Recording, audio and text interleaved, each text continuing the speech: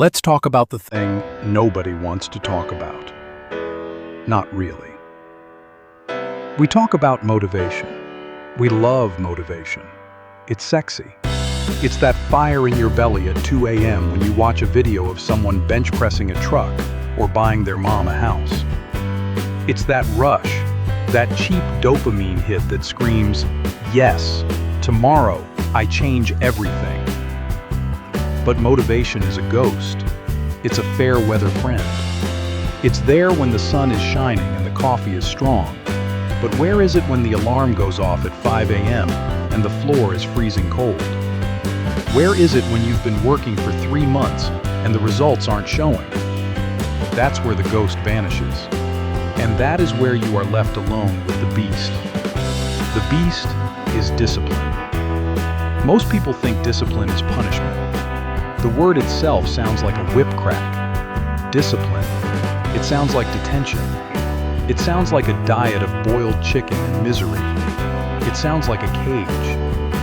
But I'm here to tell you that's a lie.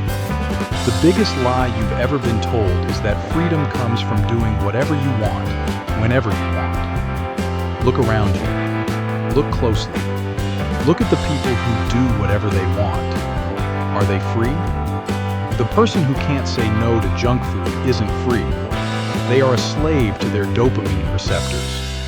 The person who can't put down the phone to do deep work isn't free. They are a slave to the algorithm. The person who can't save $1 because they have to buy the latest toy isn't free. They are a slave to their impulses. Real freedom? True freedom? It is bought with the currency of discipline. Discipline is the ability to give yourself an order and follow it. It is the ability to negotiate with your future self. It is looking at the you of next year or next decade and saying, "I love you enough to suffer a little bit today so you can soar tomorrow." Let's look at the mechanics of your life, the invisible architecture. Every single outcome in your life right now, your bank account, your waistline, your relationships, your skills, is a lagging indicator of your habits. You are not your intentions. You are what you do repeatedly. We live in a world that is obsessed with the hack, the shortcut, the secret sauce.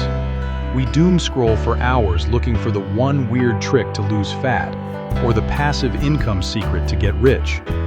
We are desperate for magic. But there is no magic. There is only the mundane, unsexy, repetitive action of doing the work. It's boring. I know. It's incredibly boring to write 500 words a day. It's boring to eat vegetables. It's boring to practice scales on the guitar. It's boring to study the market trends. But greatness? Greatness is just being bored, consistently, for a long time. Think about the most successful person you know. Not just rich, successful. Someone who is physically capable, mentally sharp, emotionally resilient. Do you think they are lucky? Do you think they just woke up like that? No. You are seeing the trophy. You aren't seeing the training. You see the podium. You don't see the 4 a.m. sprints in the rain. You see the exit. You don't see the years of sleeping under the desk. Discipline is the bridge between thought and accomplishment. Without it, you are just a dreamer. And the graveyard is full of dreamers. It's full of people who had potential. Potential is a dangerous word. It's heavy. It's a burden. He has so much potential. What does that mean? It means you haven't done anything yet. It means you have stored energy that is rotting away. Discipline is the kinetic energy. It's the match that lights the fuse. Let's talk about pain. There are 2 types of pain in this world. You cannot avoid pain. You are human. Life is struggle. But you get to choose your pain. There is the pain of discipline, and there is the pain of regret. The pain of discipline weighs ounces. It's that momentary sting of saying no to the comfort food. It's the burn in your lungs during the last mile. It's the friction of sitting down to work when you'd rather watch Netflix. It stings, yes, but it passes. and it leaves behind pride. It leaves behind a stronger armor. But the pain of regret, that weighs tons. The pain of regret is looking in the mirror at 50 and seeing a body you destroyed because you couldn't control your fork. The pain of regret is seeing someone else build the company you talked about for 10 years. The pain of regret is knowing, deep in your soul, that you could have been more, but you chose comfort instead. That pain doesn't go away. It festers. It turns into bitterness. It turns into the world is unfair. The world isn't unfair. The world is indifferent. It gives back exactly what you put in. So, how does it affect our decisions? When you lack discipline, you are reactive. Life happens to you. You are a leaf in the wind. An email comes in, you react. Someone yells, you yell back. You feel hungry, you eat. You are controlled by external stimuli. When you have discipline, you are proactive. You become the architect. Discipline gives you the gap, the split second between the stimulus and the response. In that gap, you have a choice. Your alarm goes off. Stimulus. The undisciplined mind says, it's cold, 10 more minutes. Reaction. The disciplined mind says, I said I would get up. Choice. That one small decision sets the tone for the entire day. If you lose the battle with the snooze button, the very first battle of the day, how do you expect to win the war against the world? You've already surrendered before you even brushed your teeth. Discipline clarifies your decision-making because it removes the noise of, what do I feel like doing? Who cares what you feel like doing? Feelings are data, not directives. If you only work when you feel like it, you are a hobbyist. You are an amateur. Professionals work regardless of how they feel. A surgeon doesn't say, I'm not really feeling the vibe of this heart surgery today.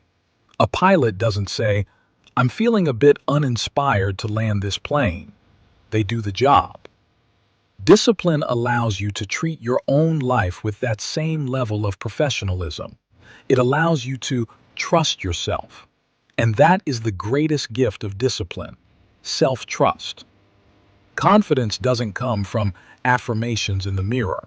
You can't shout, I am a lion at the mirror and expect to feel powerful if you know you've been acting like a sheep. Confidence comes from a stack of undeniable proof that you are who you say you are.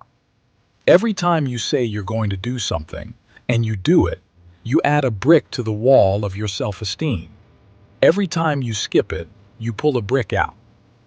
When you have discipline, you know that if you set a goal, it's as good as done. It's just a matter of time. You stop worrying about if and start focusing on when. That is a powerful way to live. That is the mindset of a conqueror. Now, I hear the excuses. I hear them in my own head too. But I'm tired. But I don't have time. But I'm not motivated. But my genetics. But my boss. Stop. Just stop. You are the only person responsible for your life. No one is coming to save you. No one is going to knock on your door and hand you a fit body. No one is going to hand you $1 million. No one is going to write your book for you. It is entirely on you. And that is terrifying. But it is also liberating. Because if it's on you, that means you can fix it. How do you start?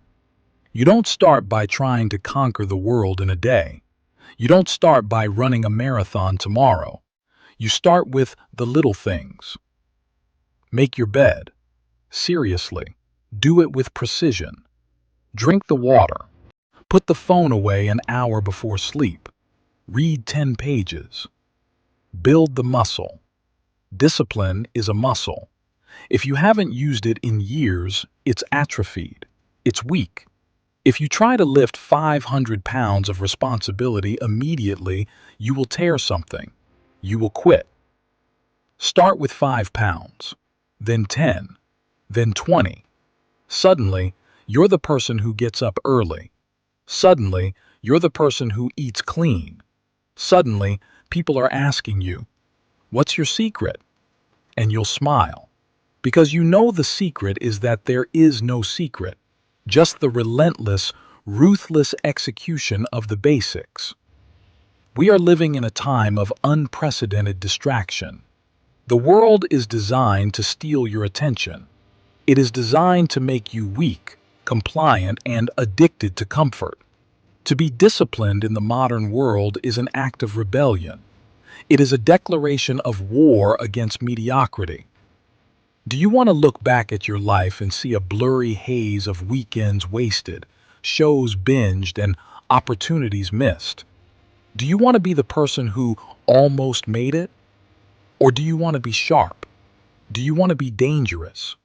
Do you want to be the master of your fate? The clock is ticking. Every second that passes is a second you never get back. You are dying. We are all dying.